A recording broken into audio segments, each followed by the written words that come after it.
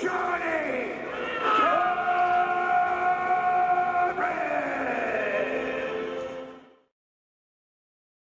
All right, Shorty and I are back, and we are back for episode 17. Yeah, man, big weekend for you, and it's also been a crazy week. I mean, you're back in Chicago, so how are things? Hectic. Yeah, It's everywhere, dude. I came back. I sold my car. I am training. I'm kind of arguing with people to see what weight I'm going to fight at. Even if I'm going to fight December 13th, they said I'm fighting, and then I'm arguing with the matchmaker, so I don't know what the hell's happening. I think I just got a job today. I might be commentating for Lux Fight League in Mexico. okay.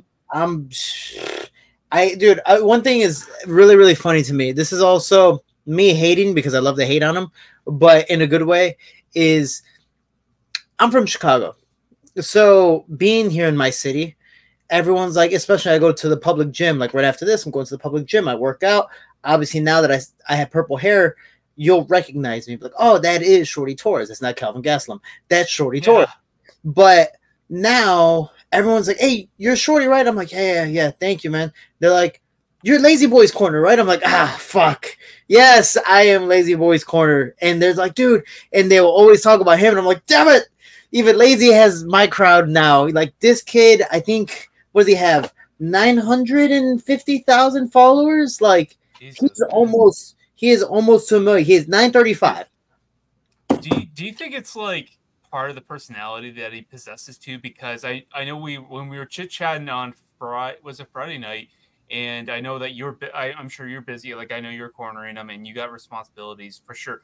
But like I just wanted to jot in there. I'm like, man, he stole the show. Like yeah, like you're gonna have people wanting to get their camera time, but like he was just going berserk with Ode. It was awesome. So it's funny because he texted me. He's like, hey. Because I'm cool with Alex Perez, my former opponent, and Ode. Yeah. Well, and he's like, hey, let them know that I'm going to talk shit. Like, and it's all respectful. It's not like there's guidelines on talking smack as well. And the rules apply to me. Like, you can talk about me, you can talk about my career. I don't care. Just don't talk about my family. Don't make it personal. We're fine. Yeah. So Lazy kind of has that same thing, and he knows since he got popular off the first fight, and he's on the press conference. So he's like, dude, I gotta talk smack. Like, I'm not saying I'm gonna be the next Connor and do this, and your wife sent me DMs. Like, I'm not gonna do that.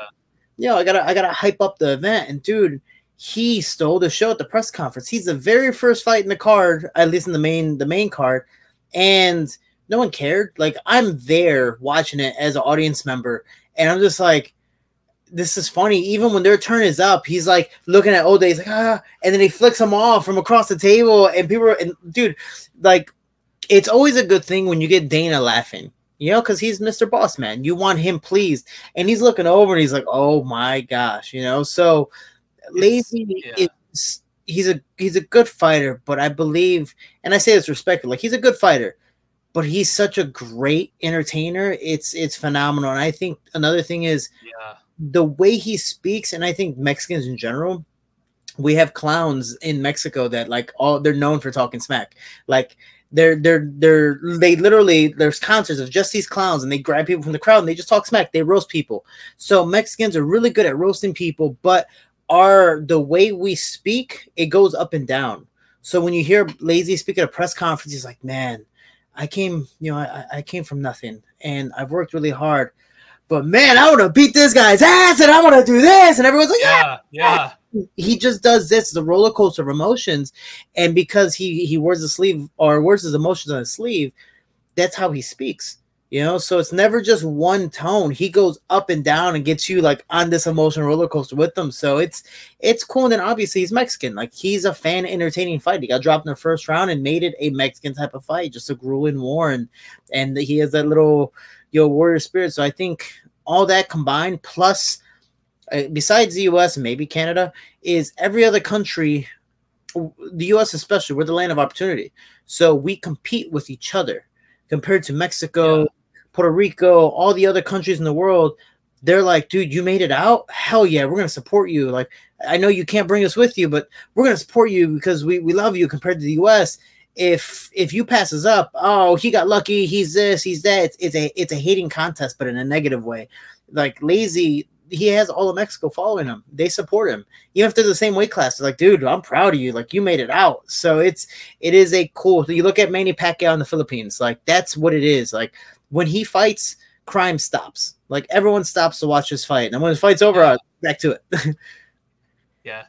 Well, and you know what? Like, so I watched his fight, and it was actually the first time I've actually watched it live. Like, because I didn't, to be honest with you, no disrespect to him, I didn't really know who Lazy Boy was until you really talked to me about him. I was like, okay, yeah, that guy. Because I watched back on fights, and I like probably had seen it, and like after the fact, like after the event, like at UFC Mexico, and what I was really impressed with Lazy is that it was a really tough fight with Ode, and we were talking about you were expecting the speed from Ode Osborne, which it was full display his speed, but I was really impressed by just how tough and how creative he is, and how he just doesn't stop. Like, he was so tough and just strong, and the grappling especially. Like, I think that's like he was showing a lot of his strength there, and like cornering him. Obviously, you're part of his camp. Was the game plan to take Ode down, or like what? So the bad thing is it completely went the opposite way. We thought, because Ode is a striker, but he's not a grappler. Obviously, he has jiu-jitsu, but it's more offensive jiu-jitsu. He's not trying to make it a grappling contest. He's a guy who sticks and moves. He's very fast, and that's what you do as an athletic person. You stick and move and use your speed and your talents naturally to just keep on moving. The only problem was Lazy decided to stay in front of him when we wanted Lazy to just walk forward. Like, just walk him down. Like, if you walk him down, he's going to be on his heels, and he won't have as much power. Hopefully won't be as fast. It's going to make him panic and make him start to move, which him moving, especially sideways and backwards, which we're not made to do, it's going to tire him out more. Like, that was the game plan, because we knew Ode does gas out in the later rounds, which technically we were right in the fight as well. Yeah, and he did. But Lazy and I are very similar. We don't really start fighting until we get hit, and usually it's like that good one where we're like, oh, all right, if I don't like start fighting, then this guy's gonna knock me out. The only problem was Lazy took a clean straight left hand because he wasn't moving his head, and he wasn't just moving in general. He's like, oh, I'm just gonna stand in front of him. He takes a clean left hand, and you can tell it rocked him, and then he gets hit again, even like better, and he gets dropped. And then Ode is trying to finish, and I can tell you from first-hand perspective, like, we're terrified, because the way Lazy fell was like, oh my gosh, he might get knocked out.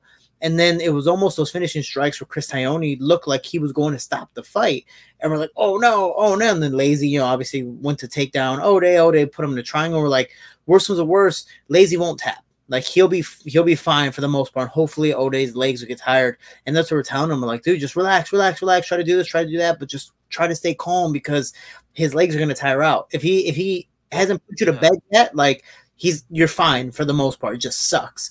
And Lazy was able to use that to recoup and then push back, but it was one of those things where we're just like, all right, man, he hits hard and he's faster than you, and you're not moving. Let's take him down. You're winning here, and he's not getting up off his back. Keep on taking him down, and that's going to be the game plan. We thought it was going to be the opposite. We thought Ode was going to try to take down Lazy Boy because of the pressure, but ended up being the whole different game plan. Yeah, and I think they talked about that on the. I mean, we spoke about it, and we knew, and I knew about what we were talking about earlier that last week. But they were also talking about on the broadcast, like, or the commentary, and they said, yeah, the guys train together. It's harder sometimes when you train with somebody and you kind of already get a feel of how they train, whereas you get to have someone you've never trained with that, yeah, you watch tape, you kind of know the habits of a fighter, and you prepare. Sometimes it could be a huge, big, like, it can be a surprise sometimes, or you think, oh, he was a lot faster than I thought he was going to be. Whereas if you train with someone, you already kind of have an idea. So it's, like, I think, it was interesting kind of getting the insights from you, and then listening to the commentators kind of basically say what we were just talking about. It was a neat. And for you, because you guys were on the main card, I mean, the event, regardless, what do you think about the whole atmosphere? I mean, at least you got a chance to kind of look around. I know Lazy's probably dialed in and enjoying the crowd.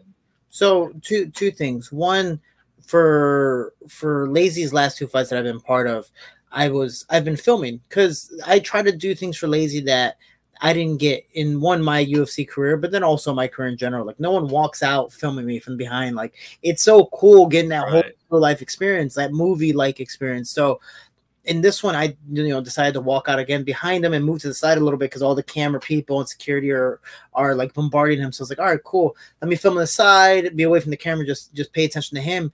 But while walking, I'm like, dude, this is so cool. And I would notice every once in a while, I'm like turning my phone to try to film this stuff because I'm trying to focus on lazy, but I'm severe like ADHD. Anything that moves on the side, Yeah. I'm like, squirrel.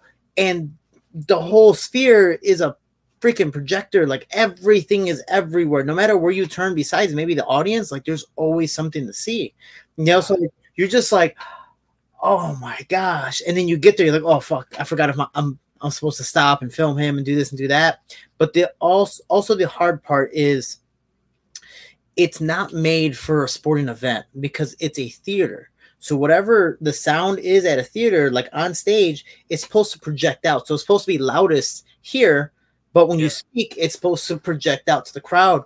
But when you have so much stuff happening cage side, and then same thing with like there's a crowd in the back, a small crowd, but a crowd in the back that's roaring to and doing all these things and noises in the sphere, you can't hear each other. So as much as I'm yelling at lazy, it's like I felt at times almost that it's pointless because you couldn't hear each other. It was so loud that trying to speak out to him, I felt like it was just pointless at times.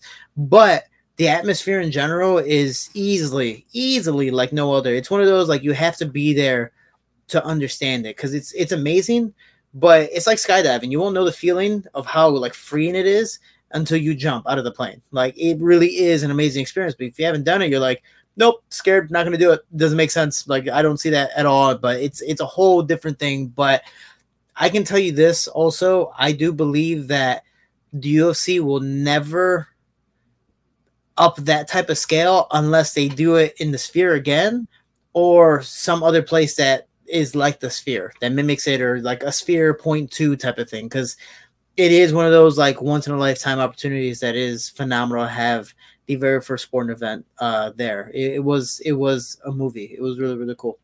Well, and to speak on, someone watching it at home, it was like I was telling my wife about because I'm trying to get her into MMA, and she'll watch some of the other events and whatnot, and we were watching, and she's like, "Wow, this is amazing." I'm like, "Well, can you imagine if you were sitting there and watching this? Like, I guess you had some celebrities there, like Gordon Ramsay was there, and he was filming it, like he posted it, but just watching off TV, awesome, like."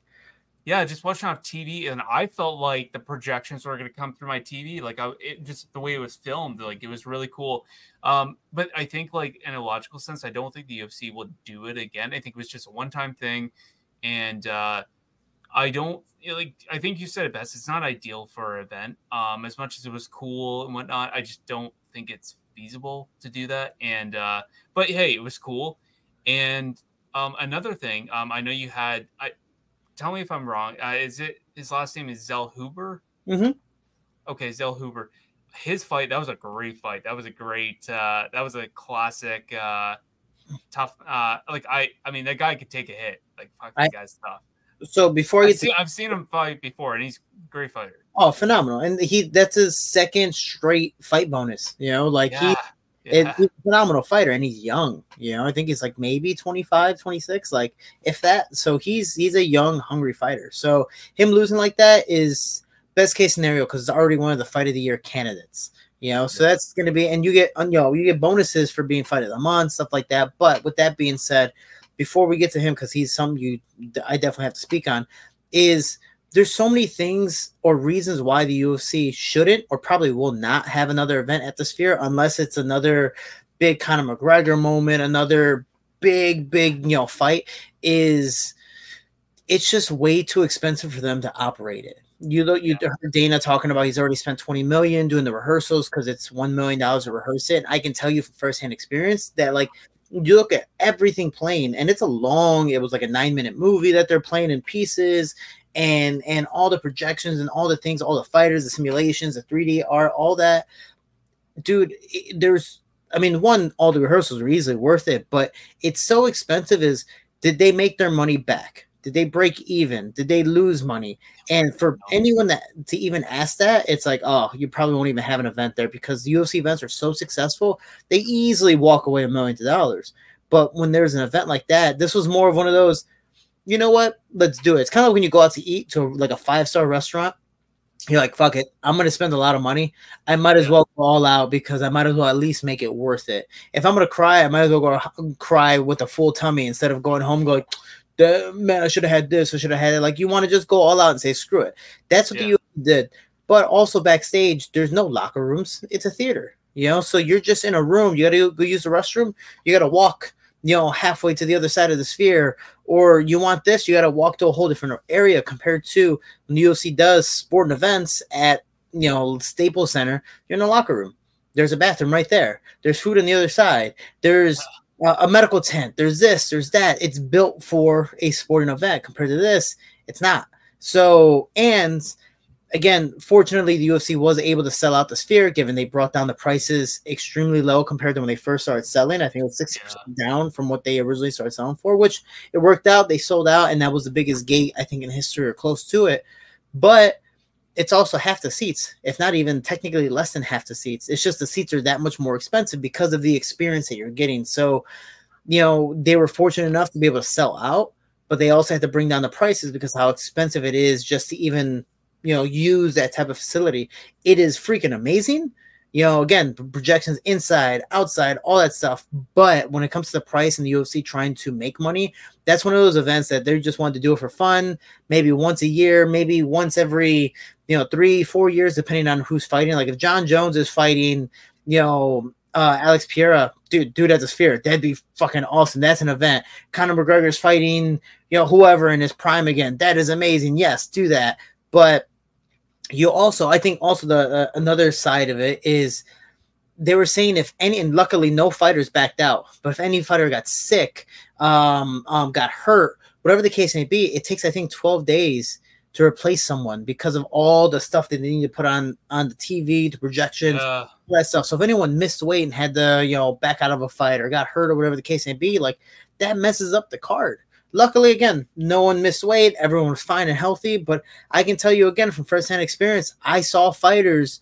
I think Rosas was saying that he almost had to pull out because he was going through injuries. I can tell you Lazy Boy wasn't rehydrating as what we thought he would rehydrate. We're like, he made weight, which was already hard enough because, again, he shouldn't be a 25er, but he's doing it because he wants to build a name for himself. And he's, again, doing a phenomenal job. But even at times, we're like, do we call it? Because he's really struggling to make weight, and he's also now struggling to hold down the water to rehydrate properly. This is a scary, scary thing. So it's a really big risk that somehow, again, great for them, it worked out for the UFC, but it's I think it's a risk that you should take on another much bigger event. Sean O'Malley is great, but obviously he lost. It didn't work out for the UFC. I think it's a big loss for them, but you know, again, if you have a Conor, if you have Alex Pereira, you have John Jones, you have another big name, I think that would work much better than a, you know, a Mexican Independence Day. And I say that respectfully. Yeah. And you know what, about Sean O'Malley, so apparently he had some kind of hip injury and he had some other things going on. The thing I hate the most from fans is that there was already a little bit of a hate for the guy just because of the persona that he puts on. Like, I know he just tries to be funny, and there was two things. So the one about him having the injury, I completely can understand because he looked really flat, and I get he fought Marab, and I don't take anything away from Marab because Marab did exactly what he does to anybody else. It's not like he did anything different other than I like the way he kind of kept himself moving to not give Sean O'Malley give him more of a moving target. But even then, Sean he looked flat. He just didn't look himself. And I mean, it could have been part of the injury, could have just been part of it. Yeah, he just found somebody that figured him out and didn't give him an easy fight. But I think the injury did impact it a little bit. But what I don't like is that because there's already that pre-hate, people just find, oh, well, he lost. All right. Oh, well, that's an excuse. It's like, but if you've never fought before, you know, you don't really get it. Or if you don't understand it, you don't truly get it. But it's so easy to hate on someone once they lose and then they say, "Oh, I have an injury." Well, yeah, like it happens, right? Mhm. And people use that, and I get like the internet can be ruthless, right? And second part, I just forgot. So there's my ADHD for you. So It's one thing I do want to bring up is injuries, like you talked about. Daniel yeah, Huber in the first round, I believe, I don't know which ligament, I believe it was his MCL, but did tear something in no one of his kidding. legs. So again, I don't know how it happened, but he told me because after the fight he couldn't walk because when you tear a ligament, which I've torn twice sadly, it's your knee stiffens up, so you can't bend it or move. And so he was a lot more stiff than what he usually is. And I say that respectfully, not in a dirty way, but he couldn't move. And so in the third round, when he finally got caught and he's wobbling and trying to like bob and weave and his legs are buckling, it's like, oh, dude, you already tore something in the first round. And you're like, obviously you don't know until after the fight, but then now you start to think about it, you're like, how much more did you tear it? Or did you officially tear it in the third round because of you got wobbled, you're weak, your knees are buckling, Yeah, all these things? Like, how much did that play a part?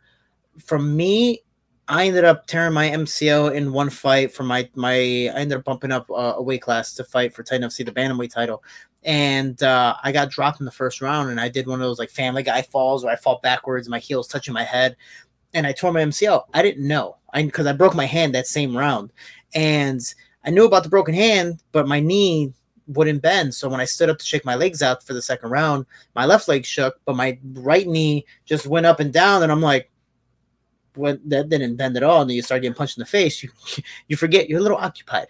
So yeah, I know immediately after the fight I couldn't walk.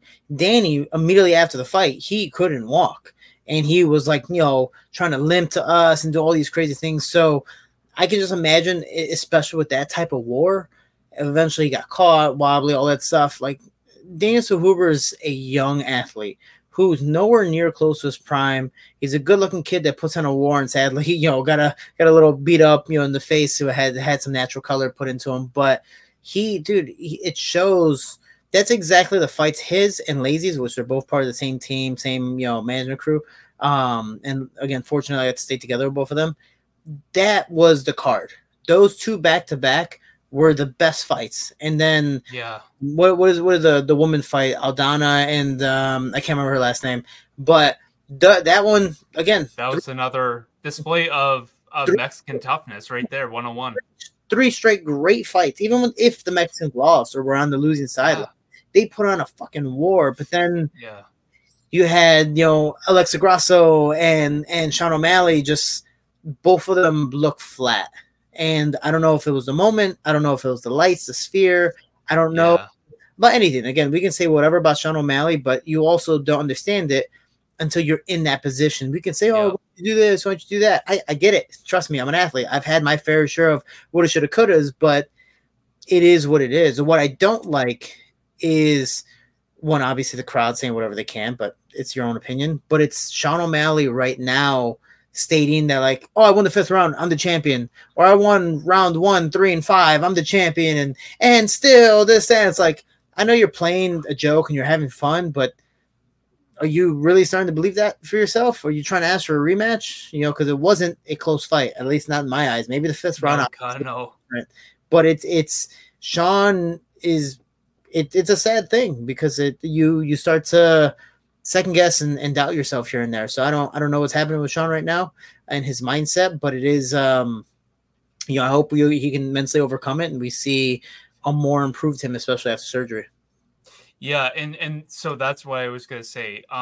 It could just be that he's just joking around, and maybe that's his way of coping with it. Like, because when that loss with um against, I think his first loss was Jesus. Okay, well, anyway, the one loss that he had where I think he hit the nerve in his leg, whatever, Cheeto and Vera. I think he was, what's that? Cheeto Vera. Yeah, sorry, Cheeto Vera. Yes, their first fight anyway. Yeah, he just apparently hit a nerve in the leg, which I can see how that can happen. I mean, maybe he shuts your leg down. I don't know. Which I think a little bit was of, yeah, I'm pissed off that I lost. This is what really happened. No, I didn't get stopped by strikes, whatever. But the way I think he was coming off, like, how I see it though is that I think he was joking around and making a joke out of it. which could be a defense mechanism of, yeah, I'm upset, I let you guys down, which, and he did put a post out like, sorry guys, I let you down.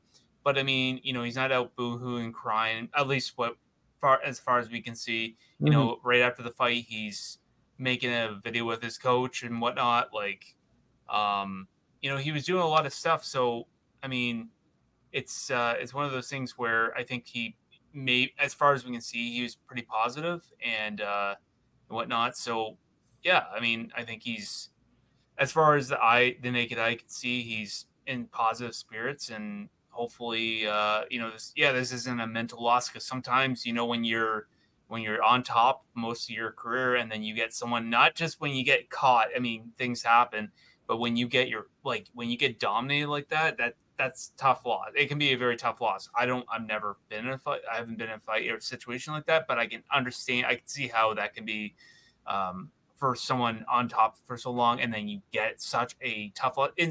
For example, Alexa Grasso as well. Now, mind you, I don't think the severity, but I mean, same thing for, at least with her, she didn't even really have anything to give back to Valentina. That's what really, I was actually more surprised with that fight. I thought it was gonna be a lot closer. I thought Alexa was going to give her more of a tough fight, and just looked like Alexa just didn't have an answer for her at all, not even on the feet. So props to Valentina on that as well. Yeah, it was different to see Alexa Grasso perform that way, because the first fight she was able to get rear naked choke. Second fight they went to a nice war where you're like, oh man, this is a close fight. Whether people thought Shevchenko won or Grasso won that second fight, regardless, it was a close matchup. And so you're thinking, is it going to be even closer, or it's going to be a very technical fight, maybe a slower pace fight? But this was more just a boring fight in my eyes, where I know eventually it's going to be a grappling match, or at least I assumed it was going to be a grappling match, but I didn't think it was going to be one of those, you're on my guard and that's it. Like, it ended up being almost a jiu-jitsu match, but more of like a stalemate jiu-jitsu match where nothing's really happening. And again, kudos to Shevchenko. She got her belt back, and we'll see who she fights next. But for Grasso, she's still young, obviously entering her prime, stuff like that. But it is it's a sad thing when the card is really more slated for you because you are the Mexican-based fighter, that you put a performance on like that. Again, it's one of those things that happens, and sometimes you have a bad day in the office. Now it was just one of hers, and hopefully she comes back, mentally a lot more prepared for an experience like that again. But that's where I say, for like the UFC, you had Lazy Boy and Daniel Huber put on amazing performances the first two fights, and then you have the ladies fight, I think was third. But then after that, the main two you're looking forward to don't live up to expectations, not even close to it. So, and the two who you think are going to win don't, or that you want to win at least don't. So that's why I say, like, it's one of those fights where you need two massive superstars to be at the top, that no matter who wins, like, again, Alex Pereira versus John Jones, no matter who wins, like, do you want to promote one or the other? It doesn't really matter because they're both popular. Marab, I'm not saying he's not popular, but he's not as social media entertaining, and I don't believe sells as many tickets as Sean O'Malley.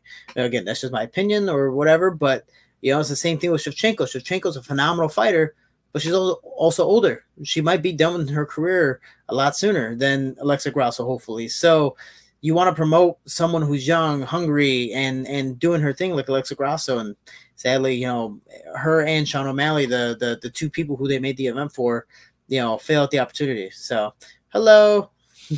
Sorry, just the wife. The laptop was dying here, so I'm gonna edit that out. But my laptop was dying as this guy, I was listening to you, but I'm texting my wife. I'm like, you're fine. Can you pass me the charging cord real quick? Because we're gonna die here. So I didn't want to die while you're halfway talking through here. So the other sad thing is it's a Mexican-based event, and you had one born Mexican fighter that won. Again, this is not at all disrespect to Rosas, but he's like me. We're technically Americans or Mexican.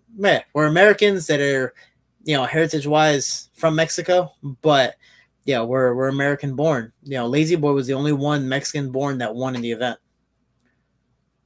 Yeah, and I think that's kind of, I mean, it is what it is. It was the event was put on for the Mexican fighters, and that's great. But sometimes that's just what happens, and unfortunately, that's just it is what it is. You can have events where, like, for a good example, I've seen cards, and I'm just putting Bellator out there, or like PFL at least, just because they've done a lot of events in like Dublin and stuff, and I've seen it where all the Irish fighters win, and you just see the crowd going freaking ape shit, and then you get a card like this where it's meant for the Mexican fighters, and you're hoping like all the Mexican fighters are gonna win, and or at least the Latino fighters are gonna win, and they're gonna go, and the crowd's gonna go crazy and crazy, and it like that was just complete opposite. It was, I mean, there was only a handful that actually won, so. I mean, hey, and you know what? They still put on a great fight. I mean, you were speaking about Arena Aldana, and I mean, Lazy Boy, Zellhuber. Like, I mean, yeah, they all put on great fights, and it was so great. It was so good for what it was. I was still, yeah, I was deeply disappointed with the two main and co-main events. Even though, like, I am a Valentina fan, so I kind of am a little biased, but she did what she had to do, I guess. I can tell you one thing you got out of the event, no matter what, no matter if they won or lost, which again, majority of them lost, was you saw the Mexican heart. From Lazy Boy getting dropped and pursuing the win, from Daniel Hoover being wobbled and still not, falling down and still trying to fight and put on a performance, and Aldana gushing blood, walking forward, and it's like, I'm trying to mess you up. I'm trying to have you match my face, and not even worse, so trying to get a finish, and literally just, I'm surprised, dude. It was. Did you see her stitches after the fight? Like, yeah, man. I've seen like I've seen really nasty cuts. I mean, like, she's up there in probably the top 5 nastiest cuts I've ever seen. It wasn't just that because I've seen a lot of eyebrows. Like, I mean, I've seen you get cut up before. Like, I've seen people cut up before. Like, I've seen it. Like when I was doing karate full time, I think. One of the ladies, she got clipped in the head. I mean, we were just sparring, and sometimes we're not having gear, and we're not contacting, right? But like, shit happens. Someone throws a high kick, and you don't block it properly. It clips you, and she clipped it in the eyebrow, and it split it open, and blood spurted. But like, besides that, like, I've seen some. I think the worst though, before I'm going off topic, but the worst I've seen probably was Alistair Overeem with the lip cut open, like it was hanging, like, or when he when Curtis Blades elbowed him in the head, and the blood, you can literally see the blood in real time spurting out on the canvas. That was nasty, but Irina Aldana might be taking number 2 slot on there. Like, that was, I think it was the forehead was slit open, and she cut, I think she got cut up on the nose too. Like, after the fact, she had all the stitches. It looked like she was like Frankenstein's bride, for God's sake. Like, it was crazy. Yeah, it is a crazy thing, but from the event, I believe you saw that Mexican spirit of yeah. That's something my Halloween came early today, dude. That's something that my high school we would say, because again, Chicago is very segregated, so it was always based on, like, if you're facing a school like Proviso or Oak Park, the guys are more than likely black. If you're facing Morton, they're more than likely Mexican. If you face another school like Riverside Brookfield, they were more than likely white. So we would be like super stereotypical and be like, the white guys have the money, so they're the most technical. They can pay for personal training, especially the neighborhood they live in, but they don't have the heart because they don't know how, the struggle. Yeah. People were the most athletic, and it was like Rocky 3. They're like Mr. T. They'll beat you up, they'll throw you around, do all that stuff, but chocolate melts. Dude, they'll die out at the end, just like Rocky 3. And then as long as you push them, you can beat them. They might survive, but you can still beat them. And Mexicans, dude, we're not the most technical. We're not the fastest, the strongest, but we're some of the hardest workers. And if we lose, you're still going to be more tired than we are after the fight. You might beat us up, but dude, we're going to outwork you. And that's how it was. Again, the UFC Sphere event was a lot of Mexican fighters who technically weren't the best fighters, but dude, they put on a damn performance, and they showed how Mexican they were. They showed that heart. Again, they might not be the most technical. They might have not been the strongest, the fastest, whatever the case may be, but they showed how much heart they had. Look at, again, Brian Ortega and Rosas. Like, even though Rosas won, they didn't have the most technical, amazing fights, but dude, they put on performances, and they tried their best, even with Brian Ortega not being able to win the fight, but he took some shots and never gave up. So I think that is a really cool thing that we got from the event on Mexican Independence Day. Yeah, it was, like, the event as a whole was really cool. And like I said, I don't want to, rub it in. Obviously, the co-main event maybe didn't deliver, but that being said, I mean, great event all whole. You talk about Mexicans probably being the toughest fighters in the world. What would you say number 2 would be the most toughest? So for me, I label these three as, and it's funny because I remember We got Shorty's top three. dude, I remember commenting with Kayla Harrison. She goes, "Can we stop with the stereotypes?" I'm like, dude, they're stereotypes for a reason. Like, I'm not at all trying to Yeah. be racist. I'm not, but like, this is the thing: is Mexicans, Japanese fighters, and Hawaiians are some of the toughest fighters in the world. You look Mm-hmm. at Max Holloway, like he's a prime example of even when he's getting beat up, like he don't care. He's walking forward. Come on, man, let's make a war. Look at the end of the fight with Justin Gaethje. He goes, even if he's winning the fight, he goes, dude, come on. I know I'm tougher than you, and I'm gonna prove it. Japanese fighters, dude, they're literally there's actually a background of I can't remember. It's like official Hancho on YouTube, but they show he's a boxing producer and cameraman, videographer, and he does documentaries on boxers. And he talked about the secret of or the secret war, if you want to say, because you always see Mexico versus Puerto Rico, or nation versus nation. There's like a secret war between Mexicans and Japanese fighters, No and kidding. and people don't know about it. They're usually held in either Mexico or Japan. They're never usually held in the U.S. But dude, those are wars. Like those are like, you have to kill me to, like, you have to put me to sleep to win this fight. That's how these wars are, and it's phenomenal because that's, again, they're not the most technical, but they're gonna go out in their shield. Japanese, Mexican, and Hawaiian fighters, I think, are easily the three toughest type of fighters. Now, again, not the most technical, not the strongest, not the most athletic, but if you fight them, if you don't finish them, you're in a battle, and you better be conditioned, because if not, you're gonna die. Yeah, and I would never. I could see Japanese being up there. I never would have suspect the Hawaiians. There's, and then I think everybody has their own version. Like you have the toughest fighters, and then you have the best fans. Mm-hmm. And it's funny because when I watch a lot of the UFC, whatever the bigger events anyway. They go to whatever place and the fans are going crazy and like, well, they have the best fans in the world, and they say that like every event. And in my opinion, the top three fan base I would have, because I mean when these promotions have these events in the U.S., yeah, you have a lot of great fans depending on where the state, like what state they're in, or at least city, whatever it is. I think the best fans, honestly, is deep down. I think Mexicans are very passionate. Mm-hmm. Irish fans are very passionate, and I would have to say number three might be UK. At least UK more. They could be more just. I think they're just crazy in general because like sports. I mean, football and football and MMA is just a big thing there. So it could just be that combination. But I'm gonna throw the Canadians in there too because I think we're very appreciative when events like UFC actually come to Canada and decide to put on a show here. So I don't know if it's so much that we're the best fans. I think we're just very appreciative because we don't get them often. So it's like UFC, come on, let's go. And I think they are putting on an event Vancouver. I think it's a fight night in No, Most, sorry, Edmonton. Sorry, I you should guys, know my geography.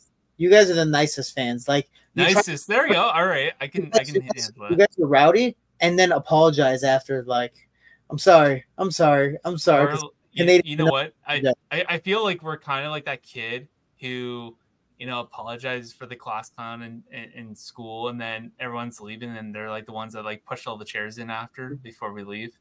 That's literally Canada right there. if I was gonna say fan base, like Mexicans are up there, but I honestly, dude, I think Europeans in general, I think because of soccer or football over I there think so. is phenomenal. So I'm gonna probably go like, oh man, and I kind of label this as one place, even though it's two separate places, but like Australia, New Zealand, like those two together should be labeled together. I think are phenomenal fans. The UK Yeah. and Ireland, like those three for me are like just rowdies. Oh, dude, who's drinking liquor out of their shoe? Like, come on, Yeah. You know what though, and you know what I really like about let's just the MMA world now is that I think the skill has gotten better, but it's not just, and I think with technology, with having the better cameras and having more coverage, I think does help in combination with this. but just the way the fighters have a lot more character to them. Like back in the day, at least in my opinion, watching the early UFC, watching some of the earlier fighters, a lot of it appeared to be all these, all these tough guys would walk out to this metal, 2000s punk rock music and this, Metallica and all that. And it seemed like that was the demeanor and that was the audience probably at the time. Like, and you had those guys in the stands saying, painted on just bleed, and the guys going ape shit. You guys are drunk, and I think at that time that was the. But now you're having so many different personalities, and you're getting different attractions to the sport. And I think it's grown so much in that aspect as well. You're getting the fans involved. Like you got Buddy there and Jesus, like the one that does the shoey, like you just get fighters that do different stuff like that and interact with the crowds, but you're getting the cameras that are capturing it now. Like everybody's got a phone on them, so everyone's playing a video of Tai Tuivasa doing a shoey, and then you have 10,000 people with different videos of it on YouTube. Like, and that's what I really like now is that you get everybody doing different things, and it also opens up to business opportunities. You get personality. You're different from the pack of these fighters. You can have 10 different guys that look like Tai Tuivasa, a heavyweight, but you got one guy that does the shoey, so it's that's what I kind of like about the fighting, and not just that, but any kind of combat sports. It's not just the skill that's involved, but just the way people are doing things to market themselves now. The one thing that makes me think, especially after the Sphere event, because the Mexican fans were rowdy and enjoying themselves and having a good time, like that. Vegas was, it's another Mexico, dude. Like it was phenomenal. But what's like the hardest thing is like trying to it's like a relationship. After you end a relationship, you don't want to go back to an ex. You don't want to go back to like that number 5. You don't want to go back to some random girl. You want to like upgrade. You want to upgrade, and even as a little thing for yourself, you're like you want to show your ex that I got better, whether she's pretty or acts better or all the above. Like you want to upgrade. So with UFC going on to the next event, it's like where's it going to be? Given I don't follow the UFC like that, so you might be better informed than I am. But it's like where's their next pay-per-view, and what are they going to do to stand out compared to the last event? Are they just going to go, all right, cool, we're going to retain our usual schedule and that's it? Or you're going to try to do something different? Because again, like you look at some of the events back in the day of, having the singers walk out with them, or Israel Adesanya doing his own little, Naruto entrance and walk on having fun with some backup dancers and stuff like that. Yeah. And the Sphere event where it's, dude, nothing has lived up to the Sphere. Obviously not yet at least. But the fact is, what are you going to do to maybe try to upgrade in even the littlest way? Obviously, you can't do it visually. So what are you going to do in the meantime? Are you just going to be like, screw it, we're going to go back to the usual, and then eventually we're going to, one piece it somewhere? Or are we going to try to do something now different in every single event?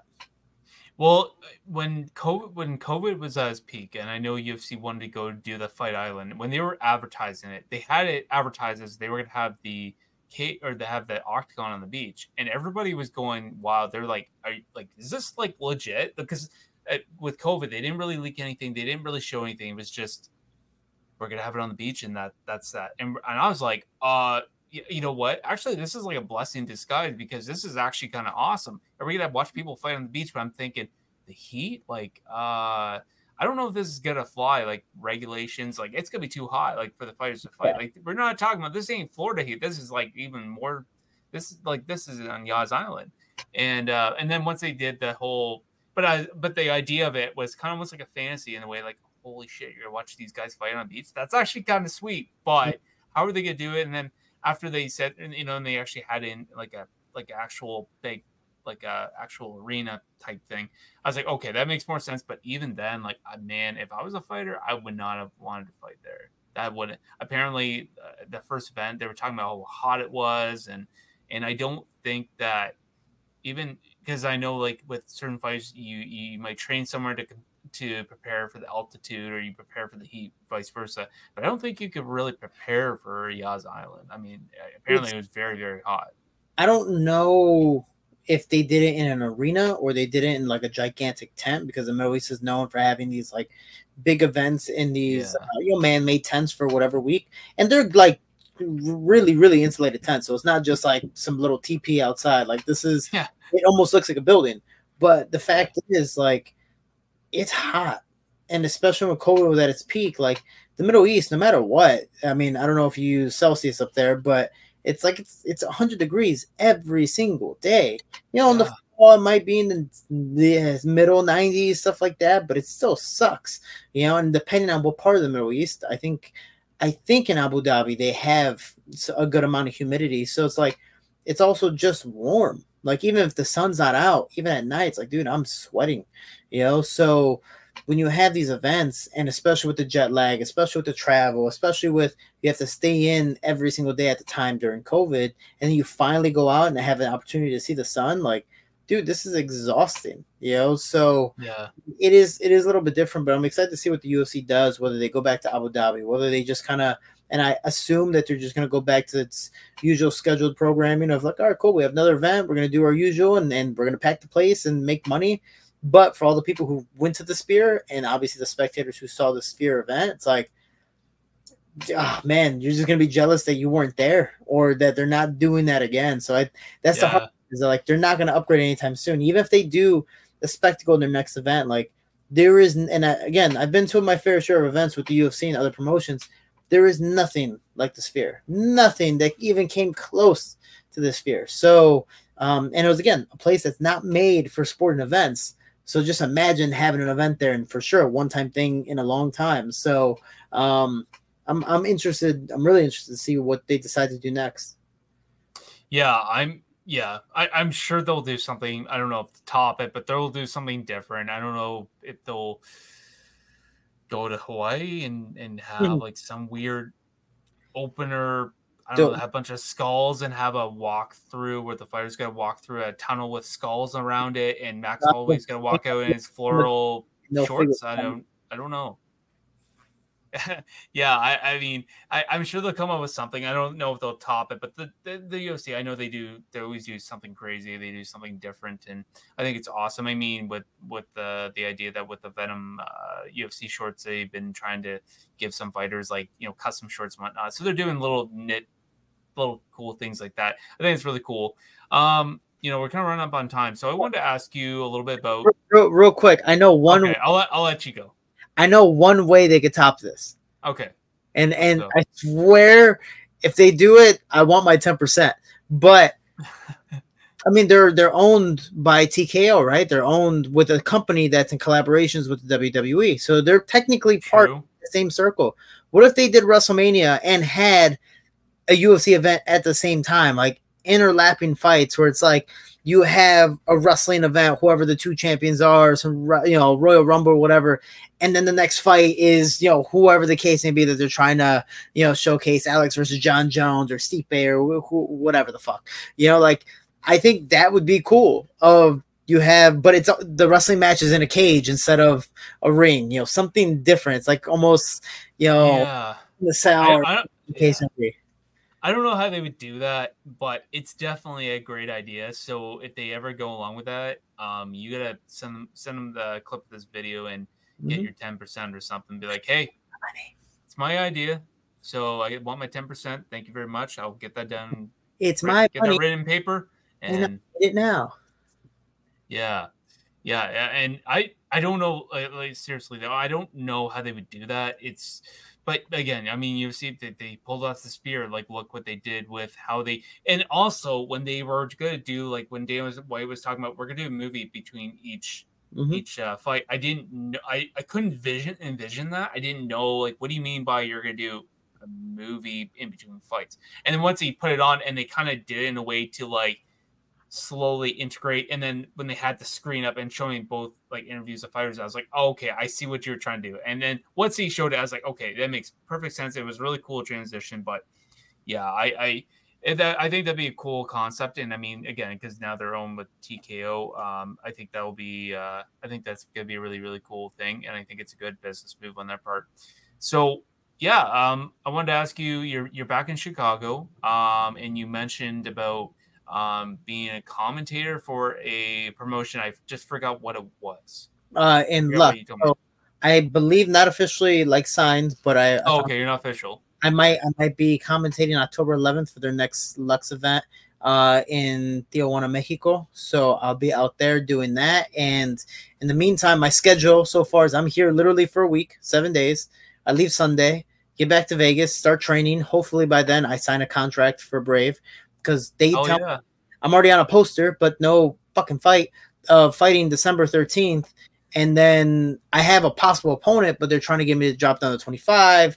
I wanted a transition fight. That's why I wanted to fight in August, September, so I can fight at 35 and then, use that as a nice advantage to stay low and get down properly. But now trying to cut down to 25, I might be able to make the weight, but I might really hurt myself. I saw Lazy literally almost kill himself to make weight to do this event. And it was a very scary thing and brought really bad flashbacks for me where I'm like, why do I want to do this? This doesn't make any sense for me, especially when he's fighting at the Sphere in the UFC.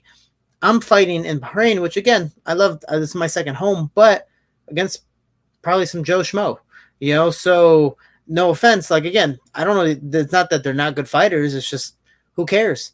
Like, I want to fight the champion. I want to fight Mokaev. I want to fight, somebody popular that's like, even if I lose to them, dude, you're worth cutting weight for. Like, this is the pain that comes with it. But with that being said, so I'm arguing with them to try to make it at a catch weight, and they're like, no. So I'm trying to figure that part out. But with that being said, man, I'll be in Mexico for my next training camp, and Lazy really wants to help me. And that's also something I admire about him is he is 100% a team player, and he wants to use his popularity to help everyone, not just myself or Mike, his coach, all the people part of his team. And it is a really, really cool thing. He didn't go out to eat after. He went out to the taco vendors outside on purpose, because he's like, I want to help you guys. And he made a video for them promoting them. I was like, dude, that's fucking awesome. You're like Keith Lee, where every time you make a video, everyone comes over. Like, that's amazing. Yeah, that's awesome. Lazy Boy's been doing his thing, and I'm glad he's staying humble and using his popularity for good. Yeah, that's awesome, man. Man, I love hearing stuff about that when you get just down to earth people like that, and I watched him on your other show, the Shorty show, and I really like when I listen from him. Like, yeah, I there's nothing wrong when I like people that have good personalities and like to be funny and whatnot, but like listening to his humble background and working all the jobs that he had to do and all the a little, I think So I've been trying to learn a little bit of Spanish, and I try not to like get anybody, because I have someone that I know that knows a little bit of Spanish, and I was trying to get them to translate for me. But I like from what I was picking up was he was talking about how, and I tried to do it without listening to him getting translated after, and like basically he was talking about he was doing a lot of odd jobs and whatnot, and how I don't know, like I just. Like, and you listen to that, and then looking at where he did that, and then now, hey, like you got so many followers on Instagram, and you just fought on the biggest UFC event ever, or at least the biggest, like the event that was put on, maybe not the, I don't know, whatever, the biggest event that was put on, and how where he is now, it's that's what I like watching fighters that are exciting and they put on and they have great fights, and that's great, but what I really value and I respect more is fighters who worked hard and do the grind, and then you see where they are now, and you see the hard work and the persistence that they put on, and now it's like, and they're good people at the end of the day, and they're doing things, and they're using whatever they have for the good, not, well, I'm famous now, so fuck you all, what I mean? Like, it's that I respect that more. I respect people being real. I'd rather people tell me how it is than people lie to me. And and that's what I value more, is people that are fighters that just do things for the good, and people that they become successful and they don't change who they are. And I like that. And he's still a very, not just a genuine person, but he's still a genuine kid. Like, he hasn't, like, given he has 2 kids of his own, stuff like that, but like, he just wants to help. He's a genuine person, and he wears his heart on his sleeve. So when he's upset, when he's happy, everything. and it was painful to watch him be in so much pain cutting weight, because Mm-hmm. that last day he had to work out 3 times, morning, night, and then the next morning, day, before weigh-ins, and he weighed in, I think, 10 minutes before the time was up, give or take. Like, he was dying, but it's actually really funny because I knew he was fine at the end of it when dude, it was horrible to watch him sweat and do all this stuff because it took him a really long time to break the sweat. And then he's like, he crawls out the jacuzzi and the hot tub, and he's like, he lays down. He did one of those like movie scene deaths where like he's crawling, falls in his stomach, and then like turns over, and he's like, and we're like, oh man, like should we call it? Like, he's done cutting weight. Like, if he's not on weight after this, then we're gonna call it. And he goes, he's like, Shorty, ven aquí, ven aquí. I was like, fuck, he's gonna say something dumb. I know he is. Like, he was crying. He was in the worst possible shape. Like, no one wanted to talk to him because you knew he was dying. And we would just check up on him. And then he's like, Shorty, ven aquí, come here. And I'm just like, you don't ever call me. Fuck, what do you want? And he's like, no. Come here, closer. And I get closer, and I'm like, this far away from his lips, from my ear. I'm just like, and he's like, fuck you, Shorty. Fuck you. And I was like, God damn it, you get up yourself. I don't care. And then, he's just like, oh, okay, God damn it. And he got up, and when he said that, I was like, all right, he's making weight. He's fine. He's going to fight. Like, he's good. Yeah. He was still, even before death, he was still super playful.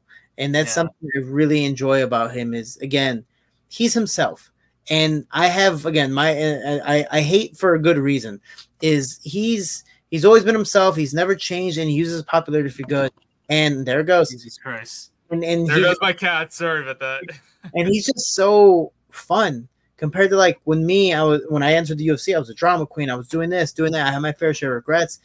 And he's one, listen to me, what the little piece of advice I've been able to give him, other people who are whether UFC veterans or UFC fighters, but then also able to take it to a whole other level and do so much more than all of us combined. It's like, dude, we hate you, but good for you. Like, we're more hating on you because we're just like, we wish we would have had that. But dude, good for you. And he's doing it, man. And I'm really happy for him, and him being able to, or wanting to be able to help me back is phenomenal. Whether I get the same type of fame or popularity, nevertheless, like, he's giving back, and he doesn't have to. And I think that's the biggest thing too. Yeah.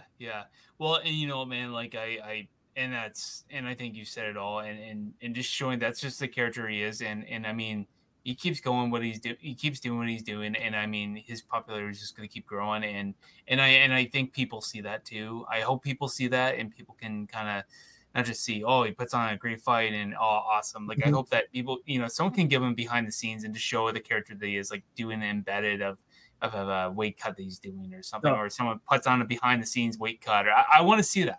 I want to see more. We like want to film, but we're like, we don't know if he wants that out there, but he does want that out there, and we do have film of it. And I believe he's trying to edit something. But with that being said, awesome. This kid is so fucking popular, that two things happened. One, he met Canelo, and Canelo Alvarez was like, hey, I fight the same night. You're gonna fight earlier. When you win your fight, I'll send a driver to pick you up, and you can come backstage to my event.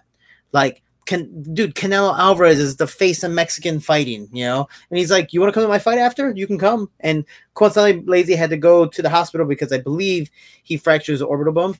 But yeah, I saw that. Yeah. With that being said, after everything is free for him.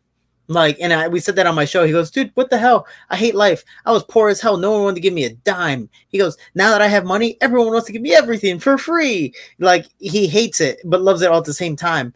But what I was trying to say is, he's so popular. I forgot the singer's name that he went to go see, which he actually does. He made a song for Canelo Alvarez for his walkouts. The guy who was like, Dracas. Anyways, he's so popular. He got free tickets to that guy's event and cannot go without wearing a mask. Lazy's so popular that no matter where he goes, he has to wear a mask because people stop him for photos. People stop him to talk. People stop him for anything. And he's like, dude, I just want to live my life. He can't go anywhere without like without some type of mask because people stop him just to talk. And to, like again, it's not disrespect, not like he needs a security team. Like people love him. It's just he's so popular, he can't go anywhere without being, breaking his piece. Like it is, dude, it's a freaking hilarious thing that he showed up to a concert in a wrestling mask because he couldn't just be out there in public. That's insane. That's insane. And that's like, I don't want to call it success story. Like, I feel like I'm going to be talking about some charity case that was going on. No. But like success story in terms of like someone, again, we just talked about how, where he came from and where he is now. That's some of the best case scenario stories that you can have. And yeah, I really, after like learning from you, and you would talk, over episodes, you talk about Lazy Boy here and there, like, oh, he's preparing for this fight, he might be fighting at the Sphere, and then next episode, oh, he's gonna be fighting at the Sphere. Yeah. Next episode, yeah, I'm helping him with the camp, and then you get to the camp, and then you give me the inside notes, and I watch him fight, and everything leads up. It's really cool to kind of watch everything and getting the inside notes about everything that's going on. And I mean, he was even kind enough to, shoot me a follow on Instagram. So that was really cool as well. I really appreciated that. And I sent a message. I know he didn't get back to me. I know he's got a bunch of messages. It's cool. But I really appreciated that as well. So that was really awesome. And man, I hope you're doing good. You said that so the possible fight might be happening, what, December 13th? December 13th in Bahrain, so in the Middle East. But just trying to figure it out and go from there. But I think last thing about Lazy is like he's promoting this show. He promotes my other show. He just helps. Like he doesn't have to, but that's his way of helping, and just showing that he's a regular person. Like it's really, really cool. But for me, he wants to help me for my next fight, which might be December 13th. It fucking better be. Because again, I had to sell my car. Like I'm losing money because I need it. Like I'm not fighting. This is my main income is fighting. So I sold my car this week because it was just sitting in my garage. I love that thing, but bye. But with that being said, it's one of those things where I'm training, and now you have Lazy and Mike telling me to come to Mexico, which I might be in Mexico City for my next camp. I'm gonna go to Vegas for a week to visit my girl, and her birthday's next weekend. So enjoy that. And then after that, go to Mexico and start training and see what happens from there. And hopefully I don't waste more money on something that doesn't happen. I went to Mexico for 2 months. I was going to fight in August. Fight didn't happen. I'm like, okay, let me go to Vegas and just, stay training. I'm still training and paying for stuff. Oh, the fight's not going to happen in September. Well, I might as well just focus on Lazy, which I am, and I did. But, it's like, this is my time, and Lazy wants to help. But what are you going to help when I can't get a fight? So hopefully Brave gets me a fight, and I'm slated for December 13th at a proper weight that we both could agree with. Well, and you know what, man, I'm going to be waiting for the news, and when we do, we're going to sit down, we're going to be like, hey, so we're going to tell me how you're going to kick this guy's ass, and how you're going to send him into out of orbit, and yeah, man, and message for Brave, get this man a fight. Give this guy a fight at catch weight. Let's do it. The man's waiting. He's gonna fight anybody. He's gonna kick some people's asses. Let's go, Brave. Come on, let's go. I appreciate it, brother. I hope you're doing well. I hope you take care of yourself. Tell your wife who came in I said hello. And yes, sir. Thank you so much. I appreciate you and just thank you for your time as always. Hey, no problem, man. And you take care, and we'll cross fingers for you, man.